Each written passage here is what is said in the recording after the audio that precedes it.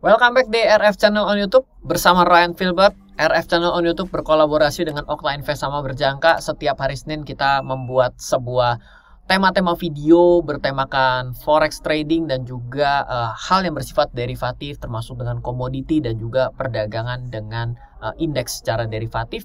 Yang mana pada hari ini, di hari Senin di awal bulan September 2021 ini, saya akan coba menggali lebih jauh dengan sebuah statement bahwa sebenarnya transaksi pada perdagangan derivatif seperti forex dan juga perdagangan bursa berjangka sebenarnya lebih aman daripada Anda membeli saham. Dan juga bukan artinya memberikan suatu justifikasi bahwa saham adalah suatu produk yang jelek. Dan juga tidak juga kita berbicara bahwa forex adalah keunggulannya semuanya. Namun kita akan coba mengambil sudut pandang yang terbalik. Jadi kenapa mesti mengambil sudut pandang yang terbalik? Begini, di luar banyak orang selalu berbicara bahwa transaksi pada membeli forex, transaksi forex itu adalah transaksi perjudian yang membuat orang bangkrut. Namun saya akan coba tantang dengan pemikiran yang terbalik dengan apa yang saya sampaikan pada hari ini, bahwa masalah justru sebaliknya, bahwa transaksi forex sebenarnya jauh lebih aman daripada Anda membeli saham.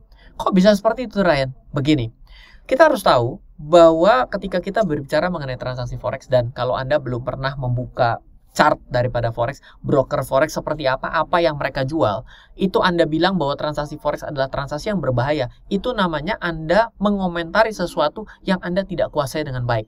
Sama pada hari ini tiba-tiba Anda membuat sebuah konten Instagram dan lain sebagainya di mana Anda tidak mengerti bagaimana caranya menanggulangi COVID dan juga Anda bukan orang ahli mengenai COVID, tiba-tiba bikin konten mengenai COVID. Hati-hati loh bahwa hal tersebut bisa membuat salah kaprah.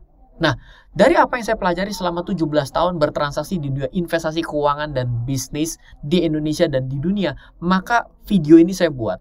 Selain itu juga bisa menjadikan suatu edukasi buat kita bersama.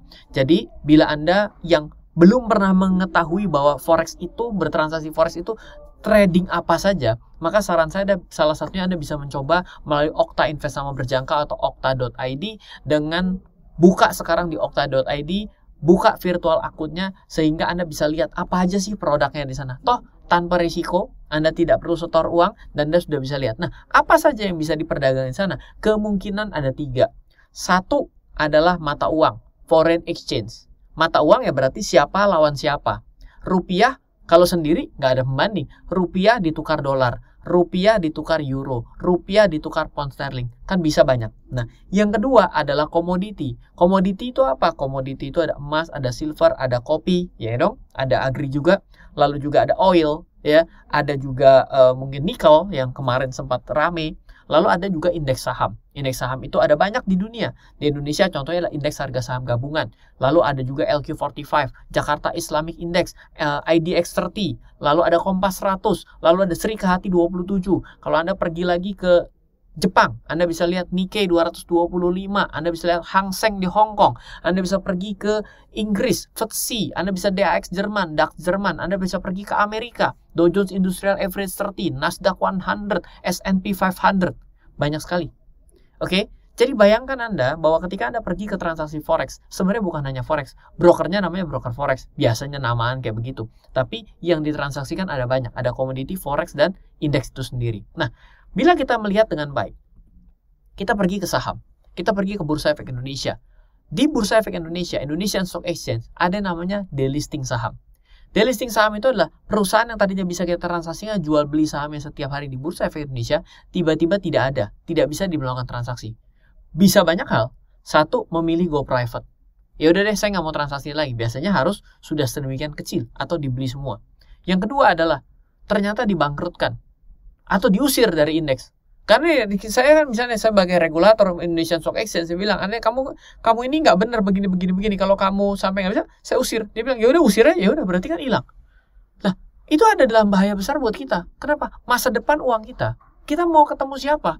Apakah kita pergi, misalnya kita adalah orang yang ada di daerah Jawa Timur, misalnya di daerah Jember, tiba-tiba kita tahu adalah perusahaan yang di-leasing, perusahaannya adanya di Jakarta. Ketika Anda mau mempertanggungjawabkan mengenai saham Anda yang Anda beli ada 2 lot, Anda mesti pergi terbang dulu dan ketok-ketok pintu pada ke perusahaan itu. Apakah Anda akan lakukan seperti itu kalau sampai ternyata perusahaan di-leasing? Berarti ini bagian dari risiko.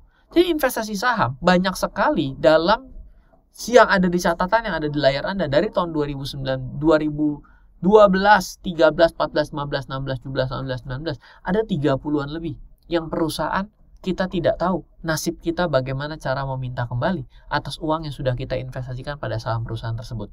Karena apa? Karena delisting dari Bursa Efek Indonesia. Semoga yang prosesnya buyback. Oke? Yang lebih daripada itu, kita nggak tahu jawabannya. Jadi risiko pertama ketika Anda membeli saham adalah sahamnya tidak bisa lagi dijual dan perusahaan tidak lagi ada di bursa. Delisting Bursa Efek Indonesia. Kita lanjut. Di Amerika itu lebih saklek. Kita bicara langsung bankruptcy, yaitu adalah dibangkrutkan. Dan ternyata setelah saya scroll dari tahun 1998 sampai dengan tahun 2021, selalu ada setiap bulan yang dibangkrutkan. Chapter 11 kalau di sana. Bankruptcy at US stock market. Ada sangat banyak. Baru-baru ini 27 Agustus saja, lihat berapa banyak ada di layar Anda. 1, 2, 3, 4, 5, 6, 7, 8, 9, 10 perusahaan baru Agustus. Dan ada kode sahamnya. Berarti ada saja orang yang membeli saham itu dan rugi. Bayangkan setiap bulan pasti ada yang dibangkrutkan loh. Mengerikan? Oke. Kita lanjutkan. Bicara soal forex. Kita bicara mengenai foreign exchange, mata uang. Kalau kita bicara mengenai saham, ada yang dibangkrutkan, ada yang delisting, adalah bagian dari risiko kita. Bicara soal forex adalah mata uang, maka akan menjadi tidak bernilai bila negara yang kita pegang mata uangnya bangkrut. Betul? Kalau bangkrut tidak ada nilainya, betul nggak? Atau dalam transaksi derivatif, maka bila kita sedang memiliki pasangan mata uang, Anda kan bayangkan ya, perusahaan negara Republik Indonesia, Anda membeli mata uang terhadap mata uang negara A. Anda tukarkan rupiah Anda menjadi A. Berarti apa yang terjadi ketika ini dalam kondisi bermasalah dan menuju kebangkrutan? Turun terus nilainya dong. Berarti kan dibandingkan Anda tetap megang rupiah, Anda mengalami kerugian yang besar sekali. Dan ini menjadi rugi maksimal ketika dia menjadi 0. Betul? Oke, ternyata bila kita mau ngambil angle ini, negara yang bangkrut sepanjang dari tahun 2000-an, maka ada 5 saja, yaitu Yunani, Argentina, Zimbabwe, Venezuela, dan Ekuador. Bandingkan ketika Anda memegang saham. Dari tahun 2014 ke 2019, 5 tahun, ada 30-an perusahaan Bursa Efek Indonesia. Kalau di Amerika, lebih hebat lagi. Setiap bulan ada yang dibangkrutkan. Kalau di Indonesia, bukan bangkrut, delisting. Yang mana nasibnya apa, kita nggak tahu deh. Satu-satu kita masih lihat. Ya syukur, cuma delisting. Sehingga kita masih bisa menjadi pemegang saham dan ternyata masih menguntungkan. Ada banyak perusahaan, nggak banyak sih. Ada beberapa perusahaan yang di studi kasus go private dan Anda untung sebagai pemegang sahamnya. Of course, yes. Cerita bagus jangan dieksplor. Kenapa? Itu membuat Anda menjadi bersemangat berpikir bahwa investasi saham seenak itu. Betul? Lebih baik kita sadar ada risikonya, ada peluangnya. Tapi kalau kita bandingkan dengan yang namanya kebangkrutan negara, dari tahun 2000-an 5 negara saja. 30 banding 5. Jangan ditanya lagi banding Amerika. Amerika bangkrutnya setiap bulan ada. Dibandingkan 5 ini, menurut Anda, lebih aman Anda memegang sebuah mata uang atau Anda yang namanya membeli saham? Dari contoh ini. Yes, Anda sudah bisa jawab. Jawabannya adalah lebih aman memegang mata uang. Ketika Anda melakukan transaksi perdagangan mata uang, berarti satu hal setidak-tidak Anda tidak menjadi 0.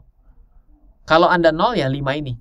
Dibandingkan Anda memilih daripada 740 perusahaan yang ada di Bursa Efek Indonesia secara random tanpa kemampuan, Anda beli. Berarti risiko Anda ada 30-an tuh yang bangkrut dalam 5 tahun. Logik nggak? Lebih risiko mana? Yang bangkrutnya 5 atau yang bangkrutnya 30? Anda suruh pilih secara acak.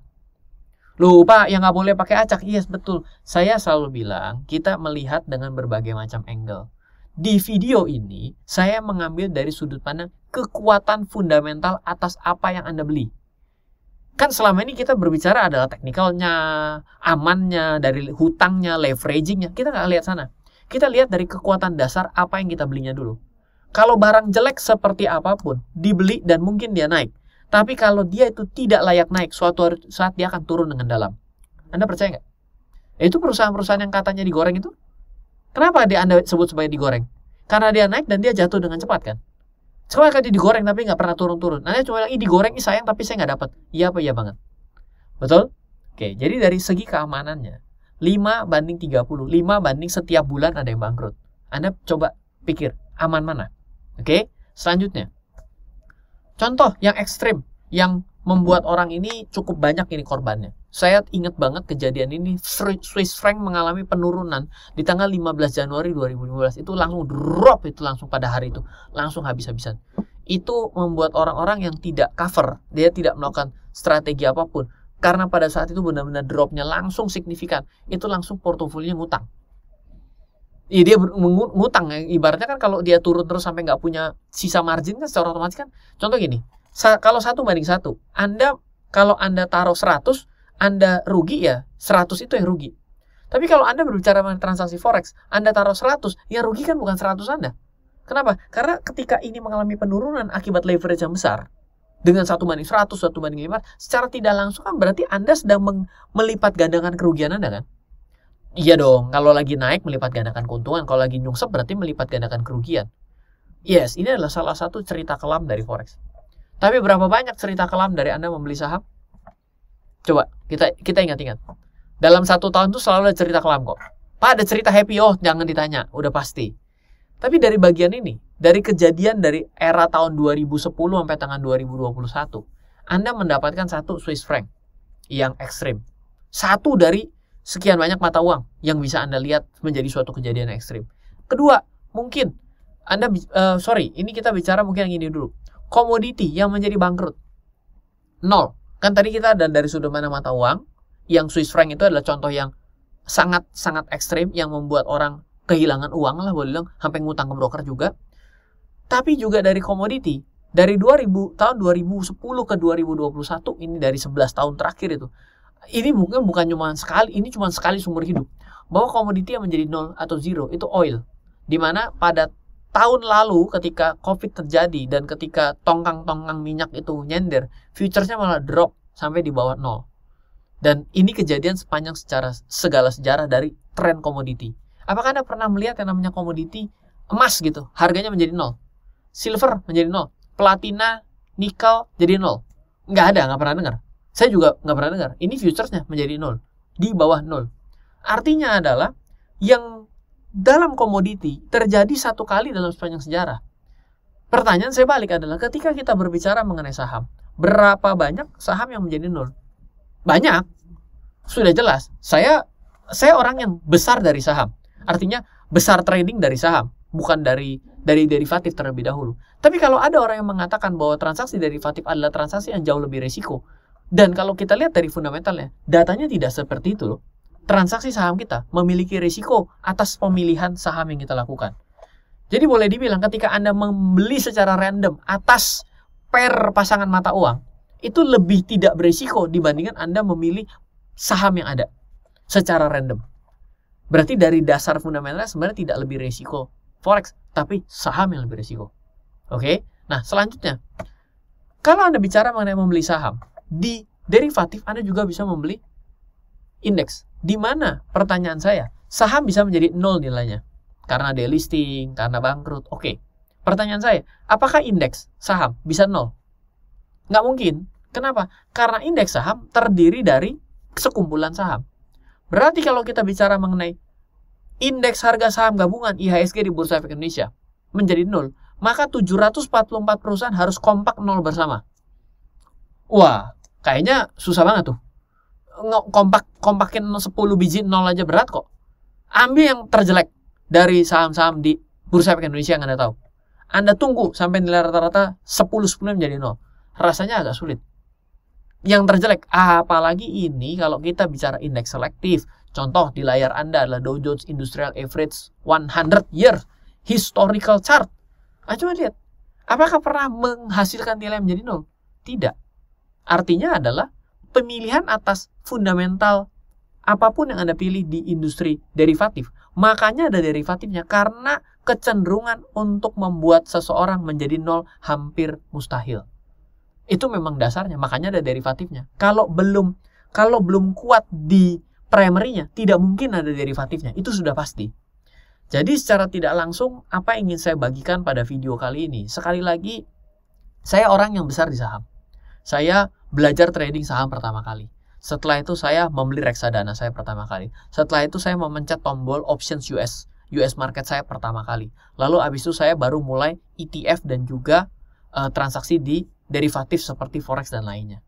Tapi saya ingin ceritakan, kita harus bisa melihat secara adil bahwa bukan pasar forexnya ini atas pilihan-pilihan barang yang ada di dalam, menu-menu yang ada di dalam forex ini lah yang berbahaya.